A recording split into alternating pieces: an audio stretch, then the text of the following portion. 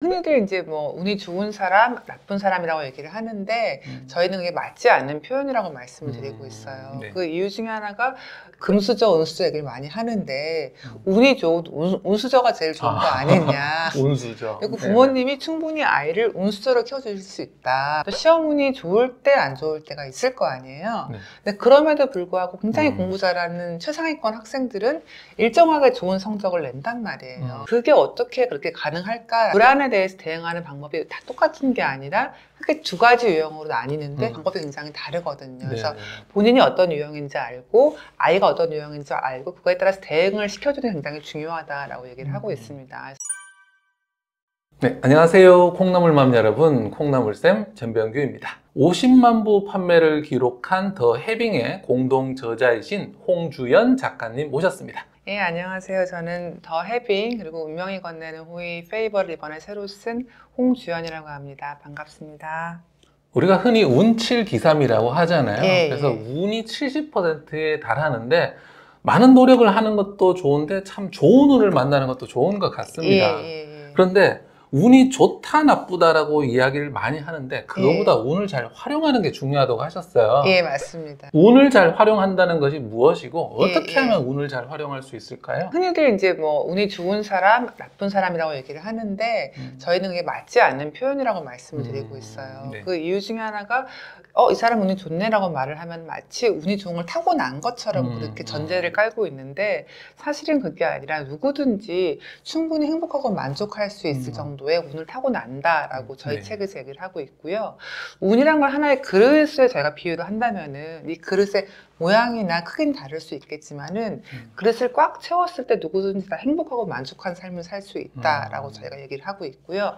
다만 이제 이 그릇을 꽉 채우면은 운을 잘 활용하는 사람이 되고 누가 보기에도 이 사람은 굉장히 잘 풀리네, 잘 나가네 라고 보일 수가 있는 거고 자신의 그릇을 바닥만 그냥 물이 찰 정도로 거의 못 채운다면은 좀 왜 하는 일마다 안 되지, 안 풀리지라고 느낄 수 있기 때문에 자신의 그릇을 채워가는 게 운을 활용하는 거다라고 설명을 드리고 있어요. 그래서 그런 의미에서 저희는 운이란 것은 효율성이라고 말씀을 드리거든요. 효율성? 네네. 같은 노력을 했을 때 결과를 얼마큼 더 좋게 만드느냐가 운이라는 거고 그걸 도움을 주는 게 운이라고 얘기를 하고 있어요. 그래서 이제 저희가 운이란 거는 더하기가 아니라 곱하기다라고 얘기를 하는데 운이 만약에 노력의 더하기가 된다면은 노력이 0이어도 플러스가 될 거 아니에요, 그 결과값이. 근데 그런 거는 없다. 그거는 그냥 요행을 바라는 거고 운이란 건 노력이 있을 때 곱하기로 몇 배 이상의 성과를 낼 수 있는 게 운이다. 그래서 운이란 건 효율성이다라고 말을 하고 있습니다. 네, 운의 그릇이 있다고 하셨습니다. 네네. 그리고 그것을 이제 잘 효율적으로 활용해야 된다고 하셨는데 네네.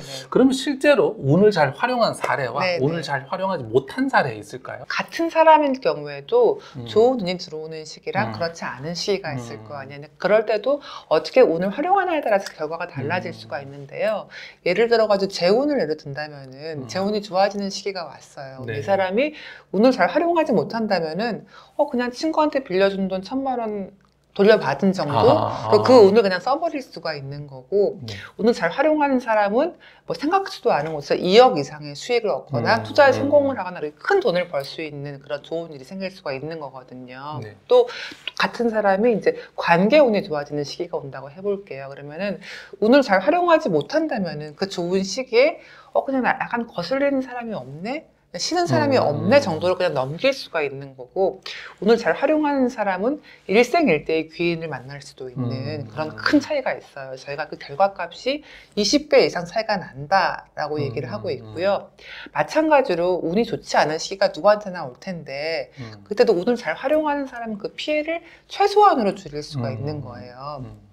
재운의 경우에도 뭐 이제 재운이 안 좋은 시기가 왔을 때 작은 손해로 넘어가냐 아니면 큰 손해를 입냐 차이가 볼 수 있겠고 명예운이 안 좋은 시기가 왔을 때 운을 잘 활용하시는 분은 그 피해를 굉장히 작게 만들어 가지고 그냥 뭐 좀 구설수에 올랐다. 회사 내에서 뭐 상사랑 사이가 안 좋아서 약간 소문이 나다가 지나가면 아무렇지도 않은 일로 넘길 수도 있는 건데 잘 활용하지 못한다면은 정말 사소한 일로 뭐 고소를 당하거나 아니면은 사소하게 올린 댓글 하나가 실명까지 밝혀져 가지고 온라인에 영원히 박제가 되거나 그 정도로 큰 차이를 보일 수 있다고 저희가 말을 하고 있습니다. 네, 운의 흐름이 있는데 좋은 운이 왔을 때 얼마나 맞습니다. 크게 키울 수 있느냐, 예, 또 나쁜 운이 왔을 때 얼마나 잘 넘어갈 수 있느냐 예. 그런 이야기를 해주셨습니다. 예. 그러면 운을 잘 활용하는 아이와 운을 잘 활용하지 못하는 아이들의 어떤 특징, 특성, 아니면 어떤 행동 유형 같은 것들이 있을까요? 아이들도 사실 운이 좋은 시기랑 그렇지 않은 시기가 있다고 해요. 그래서 이제 운이 안 좋은 시기가 왔을 때 뭐 건강에 문제가 생기거나 뭐 이제 관계에 문제가 생기거나 그럴 수 있다고 얘기를 하는데, 이제 운을 잘 활용하는 특성이나 행동을 이제 아이 때부터 뭐 보일 수도 있겠지만은 부모님이 충분히 그거를 교육을 통해서 운을 잘 활용할 수 있는 마음가짐을 키워주실 수는 있거든요. 그래서 저희가 이제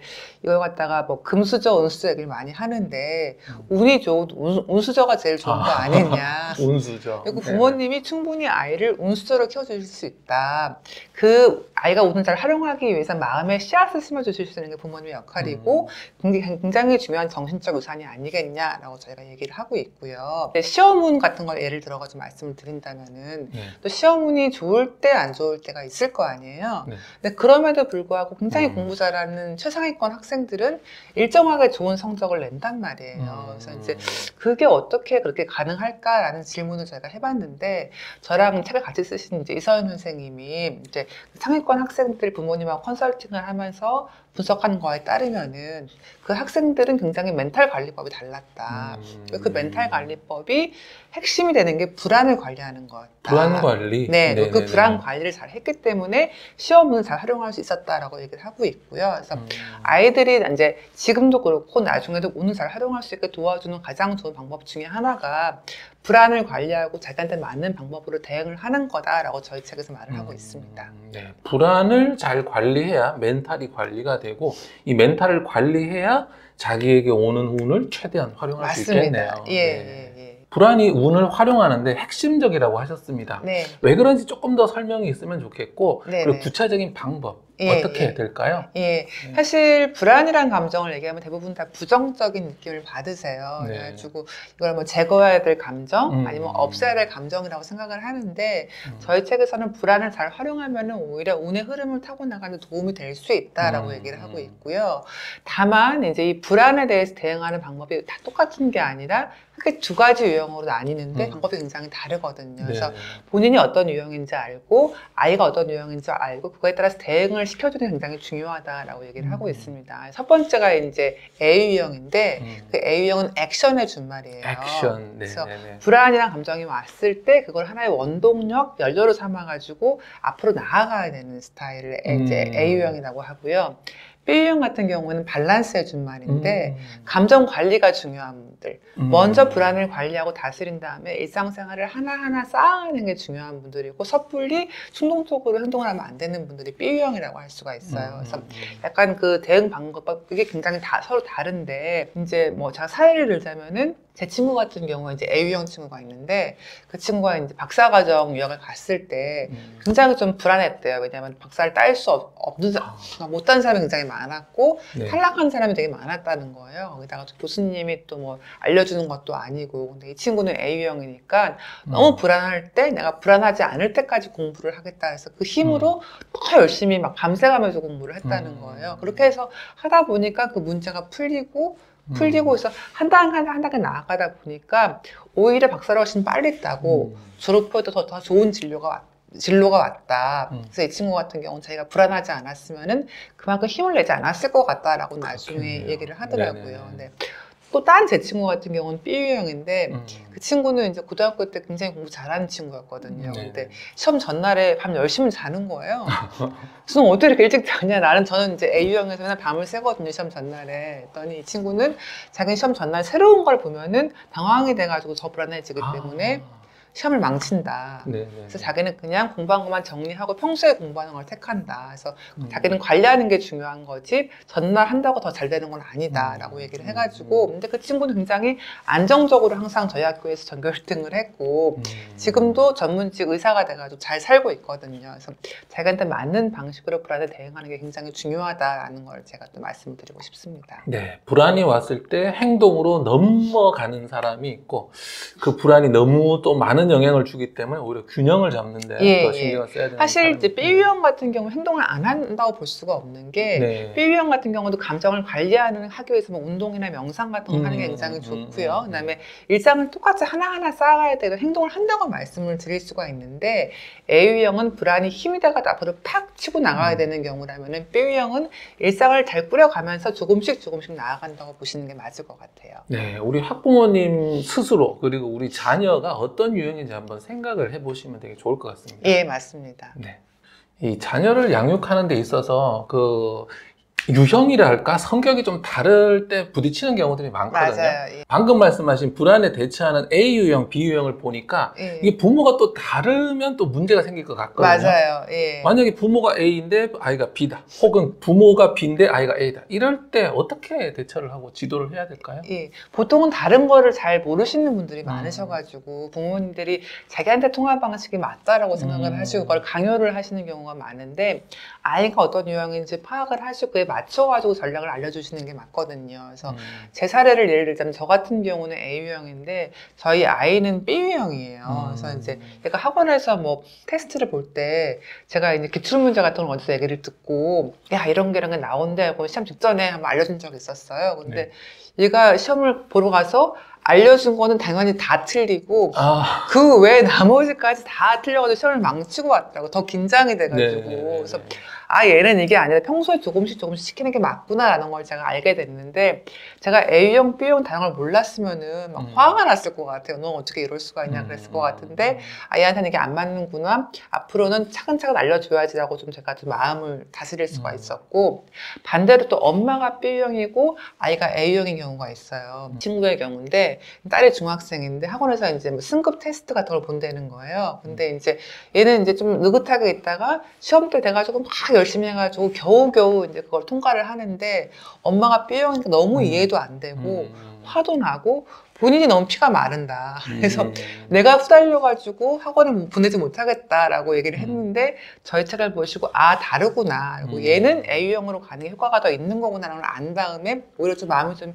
편해지고 좀 아이랑 관계가 좋아질 수 있었다라고 얘기를 하고 있거든요. 그래서 이렇게 약간 서로 다른 걸 알게 되면은 특히 이제 아이가 초등학교 고학년이 되고 사춘기가 되면서 좀 엄마들하고 갈등이 많이 생기는 경우가 많은데 다른 점을 이해를 하고 그에 맞게 좀 격려해 주신다면 오히려 아이랑 사이도 좋아지고 또 아이가 오늘 잘 활용하는 방법으로 이끌어줄 수 있지 않을까 생각을 하고 있고요.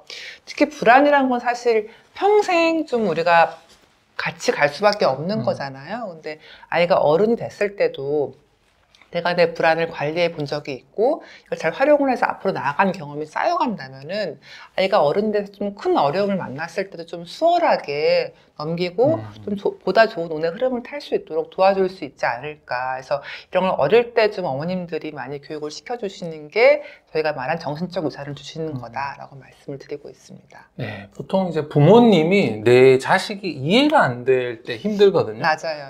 자식 입장에서도 나한테 안 맞는 걸 자꾸 부모님이 이야기하니까 그래서 서로 이렇게 유형이 다르다는 걸 몰라서 생기는 문제들이 많으니까 불안에 이렇게 대처하는 방법이 서로 다르구나라는 걸 알아두시는 것만으로도 굉장히 큰 도움이 되겠네요. 예, 맞습니다. 네, 2부에서 계속 말씀 나누도록 하겠습니다.